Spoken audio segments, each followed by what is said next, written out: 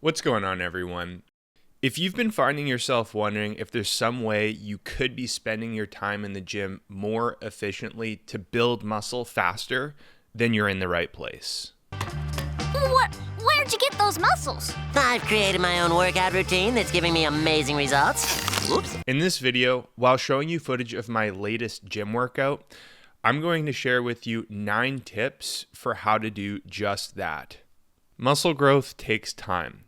For us natural lifters, there's no way around that. But if you want that growth to happen as fast as is feasibly possible, then I would consider implementing each of these tips the next time you hit the gym for a workout. Are you kidding? Do these muscles lie? I can personally attest that each of these tips has been incredibly helpful for me on my own muscle growth journey, as well as the individuals who I've coached over the years. Before we dive in, if you find yourself enjoying the video, please consider hitting the like button and subscribing to the channel. It really helps me out. Okay, let's get into it. Let's get started with tip number 1. Put maximum effort into your sets, but don't sacrifice your exercise technique in the process. Here's an example of what that would ideally look like. If you're doing an exercise like the leg press, you would do as many reps as possible whilst keeping your range of motion, rep tempo, and body positioning consistent throughout the entire set, with the exception of moving with potentially slower concentric tempo reps when you get to the end of the set. Here's an example of what would not be the ideal. You do an exercise like the leg press and do as many reps as you possibly can, but as you get deeper into the set, when it starts to get more and more difficult, you allow your level of control to diminish. Your rep tempo might get loose and uncontrolled, or you start moving with a partial range of motion instead of a full range of motion, or your body positioning becomes compromised, like if your butt starts coming up off the seat excessively. While you might still be getting some muscle growth stimulus with technique that becomes sloppier and sloppier, you would probably get a decent amount less than if you were to fight to keep your technique tight. Tip number 2. For sets of mid to high rep ranges, try to move in the way that keeps tension settled on your target muscle. In other words, focus on maintaining the feeling of tension on your muscles, or in other words, prioritize your mind-muscle connection. I find that when I move in the way where I feel ongoing tension on my target muscles, tension is actually being distributed to whatever my target muscle or muscles are. If I'm doing bicep curls, for example, the ideal would be to move in the way where I can feel tension on my biceps throughout the entire set. If I were to not feel them, then it would be an indicator for me that I might be moving in a way where they are not experiencing or being exposed to tension, maybe from swinging the weights too much or moving with a lack of control from lifting too heavy, or in some cases, maybe from lifting even too light or too far from failure, so on. Tip number 3. For super heavy sets of low rep ranges, focus on moving the weight with good technique, knowing that you might not feel your target muscles the same way you would when performing high or mid rep ranges. Imagine you're doing sets of 4 to 6 reps with barbell back squats close to failure. When you're lifting those kinds of loads, chances are you're not going to be thinking about your mind-muscle connection with your quads, right? Right. And that's a-okay. I would, however, make sure that while you're doing your darndest to get through each of those super heavy reps, that you move with good technique for each of them. Good technique means with a full range of motion overall with good control and whilst maintaining your exercise setup or body positioning, like keeping your spine from rounding over when squatting or deadlifting. Even if your mind-muscle connection isn't as strong as it ideally would be when doing sets of mid to high rep ranges, you can trust that your muscles will still be getting a heck of a lot of stimulus if your technique is on point. Tip number 4.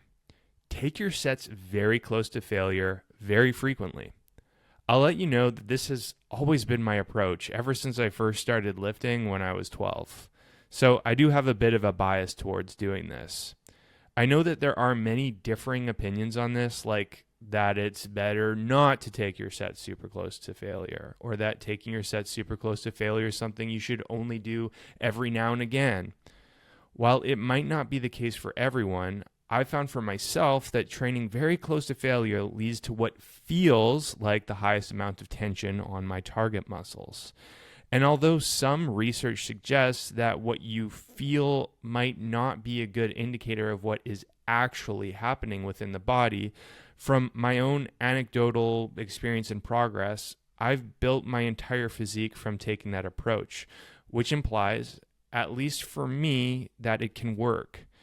And from the individuals who I've coached over the years, I've observed that those who train with the highest amount of effort or who train most frequently very close to failure, they do see the most significant amounts of progress.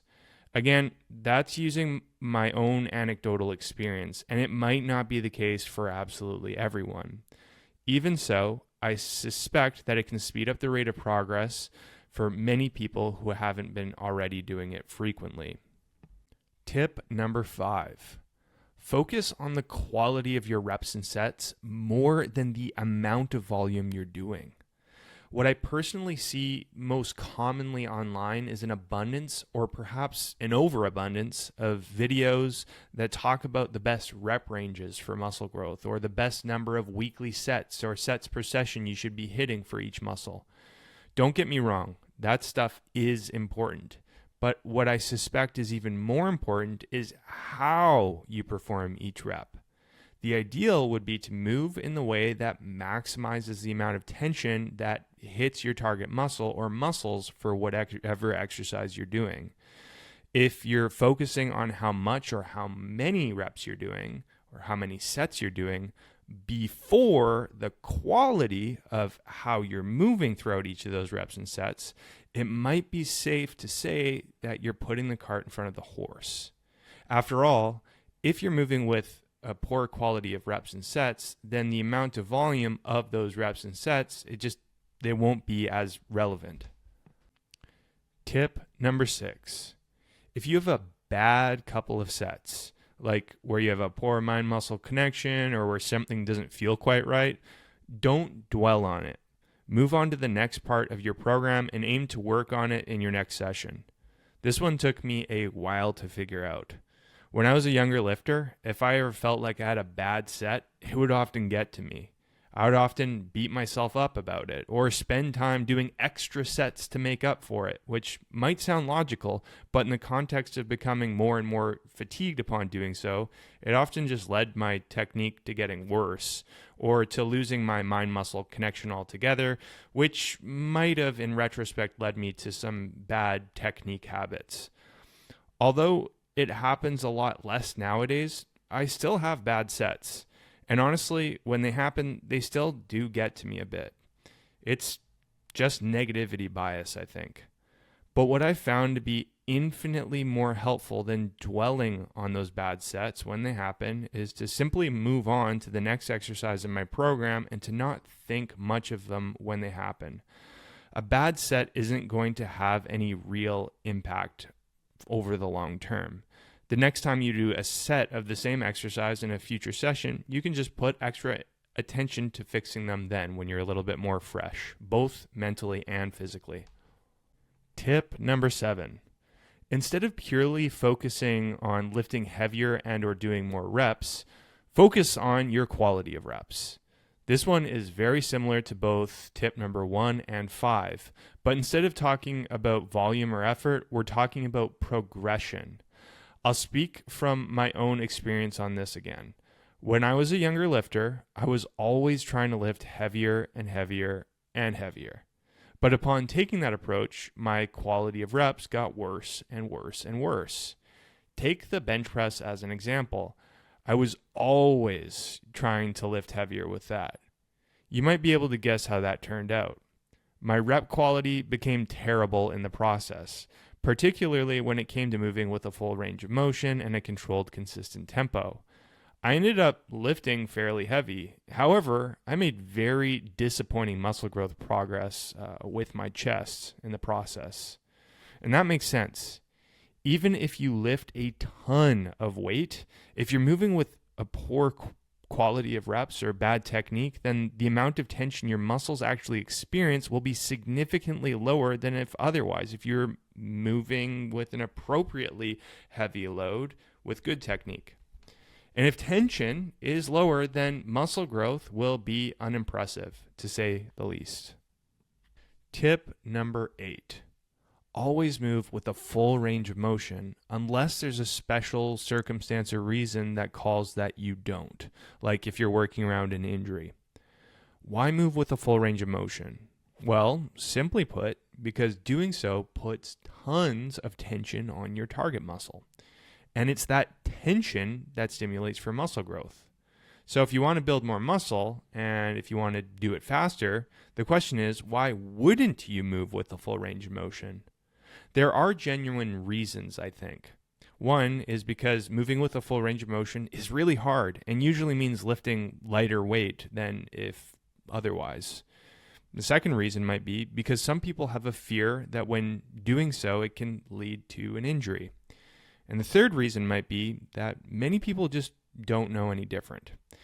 I'll say that from my experience, moving with an appropriately heavy load, one that you can control, yet that still challenges you tremendously with a full range of motion to a close proximity of failure, is the best bang for your buck as far as building muscle goes and building muscle as fast as possible.